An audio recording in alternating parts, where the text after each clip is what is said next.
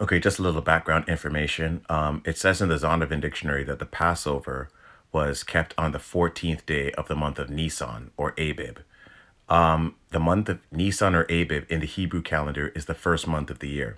And in our calendar, it translates to like March, April, right? Now, it also mentions about the Council of Nicaea, how Easter was decided on in the Council of Nicaea.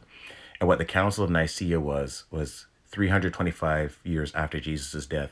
This council came together, headed by the Roman Emperor Constantine, to basically decide what was a go and what was a no go in all of Christendom.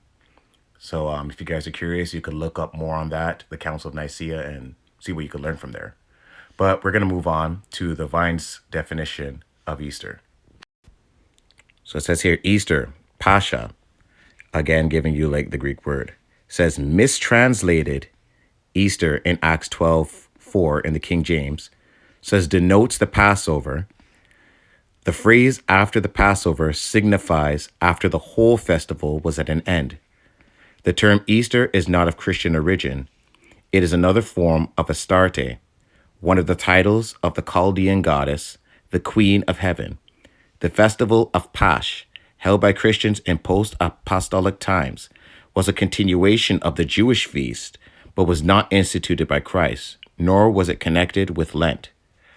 From this Pasch, the pagan festival of Easter was quite distinct and was introduced in the apostate Western religion as part of the attempt to adopt pagan festivals into Christianity.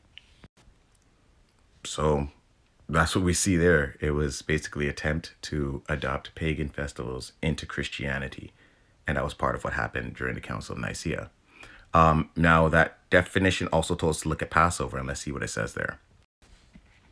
Pascha, the Greek spelling of the Aramaic word for the Passover, from the Hebrew Pasak, to Passover, to spare, a feast instituted by God in commemoration of the deliverance of Israel from Egypt and the anticipatory of the expiatory sacrifice of Christ. The word signifies the Passover feasts, the Paschal supper, the Paschal lamb, and Christ himself. And I'm just going to keep this here if you guys want to pause and check out all those scriptures. Well, there you have it. We see that one was instituted by God himself, while the other was instituted by a council of men later on. But yeah, if you guys want to research more, like who Astarte is and all that kind of stuff, you're free to do that on your own. But that's all I have to share with you. Hope you guys have a good day.